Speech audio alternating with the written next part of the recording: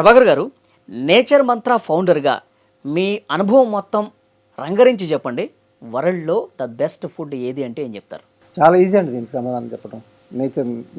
నేచర్‌కి తెలిసిన వాళ్ళందరికీ తెలుసు ఇది. అందరికి ఇంకా వాళ్ళకే కాదు చాలా మందికి తెలుసు. ఏంటిదంటే బెస్ట్ ఫుడ్ అంటే స్ప్రౌట్స్ అండి. ఎందుకు బెస్ట్ ఫుడ్ అంటే మన బాడీకి కావాల్సిన సర్వ పోషక పదార్థాలు అందులో మాత్రమే ఉన్నాయి. వేరే ఏం తీసుకున్నా కూడా ఏదో ఒకటి లోపించిద్ది. 7 పోషక పదార్థాల్లో 5, 4, 3, 6 ఉంటాయి. ఒకటి తగ్గిద్ది. కానీ ఇది అది కాదు. మొత్తం కావాల్సిన మన బాడీకి ఏం కావాలో అందులో ఉన్నాయి అవి. అయితే ఇందులో ఇంకోటి ఏంటంటే దీనికన్నా ఏది బెస్ట్ అనుకుంటే కనుక ఇంకా మైక్రోగ్రీన్స్. ఎందుకంటే ఇది బెస్ట్ ఫుడ్. అంటే మైక్రోగ్రీన్స్ అనేది అంటే అందరు చేసుకోలేరు, అది రిస్క్. ఇది అందులో వచ్చే ఉపయోగాలు ఇందులో కూడా ఉంటాయి కాబట్టి దాన్ని పెద్ద పట్టించుకోరు. కానీ దీనికన్నా బెస్ట్ మైక్రోగ్రీన్స్.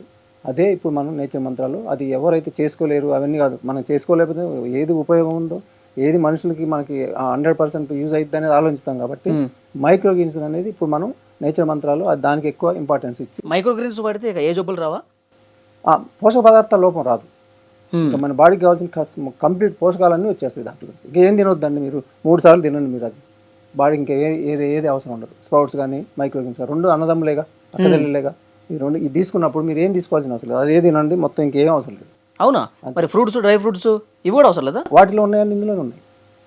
టేస్ట్ కోసం తినలేక వాటి కోసం ఆలోచించాల్సిందే వాటిని, అంతే తప్ప వాటి అవసరమే లేదు. ఇది తింటే ఇందులో ఉన్నాయి, ఫ్రూట్స్లో ఉన్నాయి, ఇందులో ఉన్నాయి, నట్స్లో ఉన్నాయి, ఇందులో ఉన్నాయి, చికెన్లో ఉన్నాయి, ఇందులో ఉన్నాయి, ఎగ్లో ఉన్నాయి, ఇందులో మటన్లో ఉన్నాయి, మొత్తం ఇందులోనే కదా ఉన్నాయి.